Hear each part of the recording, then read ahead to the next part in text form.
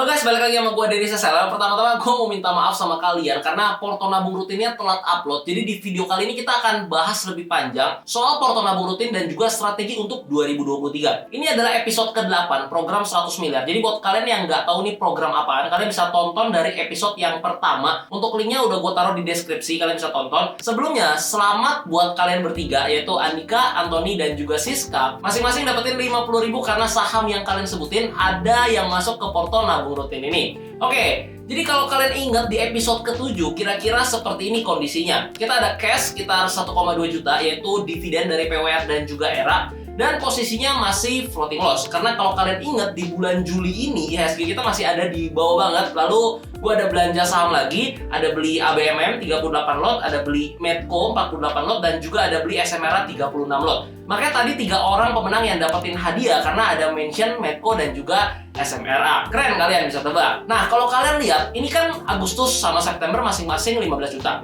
Berarti total 30 juta ya. Tapi gue belanja sahamnya baru total 18 jutaan aja. Jujur ini agak sok ngide sih sebenarnya karena asumsi September biasa kan merah ya dan bisa serok sisanya di pertengahan bulan. Tapi ternyata malah dikasih surprise sama IHSG. Jadi hari ini pertanggal 15 September 2022, IHSG kita udah nyentuh level all time high-nya. Konkret ya buat kalian, harusnya Porto juga pada cuan luber nih, baik yang trading maupun invest. Alhasil kondisi Porto Nabung Rutin di tanggal 15 September 2022 jadinya seperti ini. Dengan total saham 136 jutaan dan cash di RDN 12 jutaan. Kurang lebih totalnya 149 jutaan. Dan untuk nominal yang udah gue top up setiap bulan yaitu 15 dikali 9 sama dengan 135 juta. Artinya ada floating profit dari dividen juga ya, sekitar 14 jutaan. Not bad ya, sekitar 10%-an. Tapi ini kan bukan lump sum di awal. Kalau lump sum mungkin udah 20%-an kali. Jadi biar lebih jelasnya kalian bisa lihat di layar, biar kelihatan juga nih mana yang hijau dan mana yang merahnya. Serta gue akan review kembali setiap sahamnya satu persatu secara singkat. Nah, kalau kalian lihat di sini, untuk BBCA 13% dan BBNI 23%, dua big banks ini tentu akan tetap ada di Porto Nabung Rutin ini. Lalu untuk yang masih merah, ada SMGR dan juga Excel. Ini masih keep dan soon akan nambah kalau memang ada kesempatan. Yang jadi concern adalah BANK dan juga ERA. Untuk BANK ini, di episode-episode sebelumnya mungkin gue juga udah bahas secara porsi relatif kecil dan gue memang nggak akan nambah dulu untuk sementara waktu. Lalu untuk ERA, ini memang kita masih dapat dividen, namun memang harga saham ERA ini masih turun terus ya, masih merosot terus. Maybe kita akan tunggu laporan keuangan kuartal 3-nya. Kalau memang ternyata kinerjanya membaik, baru kita coba tambah. Untuk POWR memang jalannya pelan banget, tapi nggak masalah karena memang tujuan Porto ini untuk investing jangka panjang dan dividen POWR ini juga lumayan banget. Nah, untuk ABMM dan INDI yang merupakan saham batubara, ini gue rencana akan kurangin porsinya nih sedikit demi sedikit. Karena menurut gue pribadi, super cycle commodity ini mungkin hanya akan sampai kuartal 1 atau kuartal 2 2023 atau tahun depan. Tapi disclaimer on ya, gue bisa aja salah. Jadi pelan-pelan akan gue kurangin porsinya alias taking profit. BTW, ABMM ini nyumbang peran yang besar banget ya di portofolio nabung rutin ini. Floating profitnya sekitar 41% per hari ini. Gokil banget, padahal baru beli belum lama ya. Nah, untuk dua saham lagi yang baru masuk ke Porto Nabung Rutin, yaitu Medco dan juga SMRA. Nextnya gue akan jadiin core stock nih, khususnya Medco. Karena secara fundamental, baik kualitatif maupun laporan keuangannya, Medco ini emang bener-bener cantik banget dan sebenarnya masih cenderung murah. Ditambah lagi menjelang IPO anak perusahaannya. So, ini akan jadi core stock dan mungkin akan nambah lagi untuk kedepannya. Lalu kalau untuk SMRA sendiri, ini menurut gue pribadi, dari sektor rotation setelah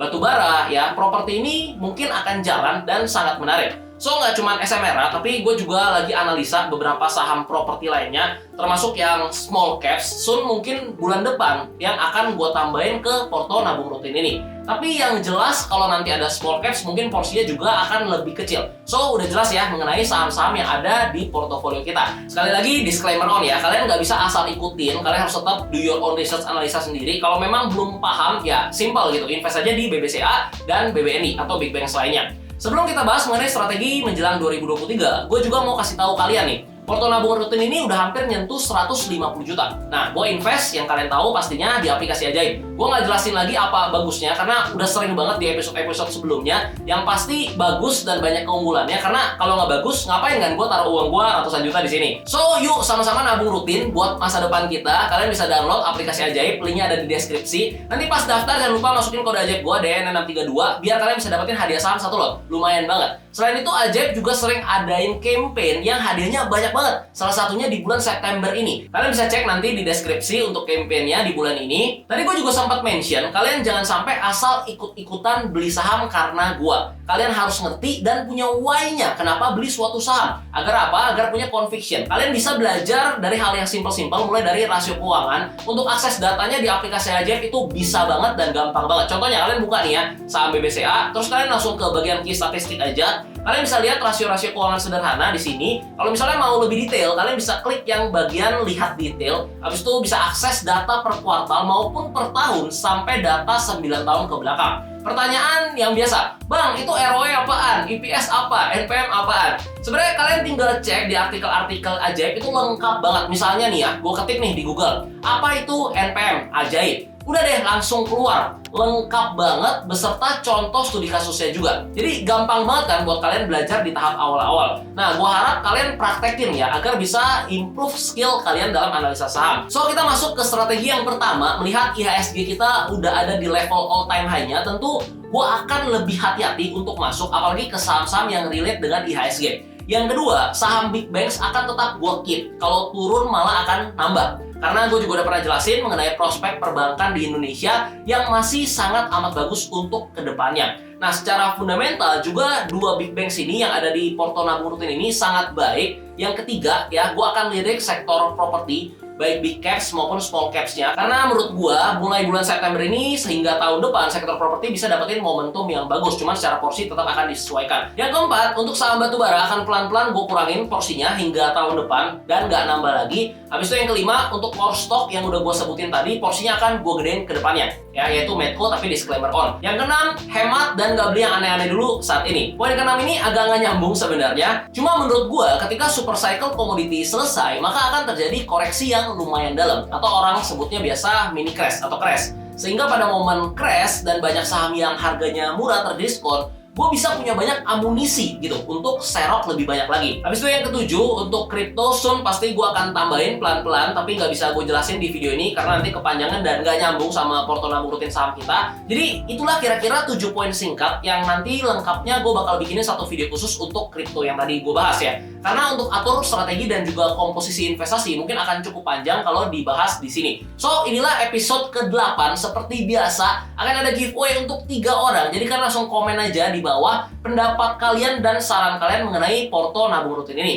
Saran dan pendapat terbaik bakal gue transfer masing-masing 50.000 kayak biasa. Buat yang belum mulai investasi, gue ingetin sekali lagi, gas sekarang, download Ajaib. Untuk linknya ada di deskripsi. Dan jangan lupa like video ini, nyalain notifnya biar gak ketinggalan episode berikutnya. Sampai ketemu di episode ke-9. Salam cuan!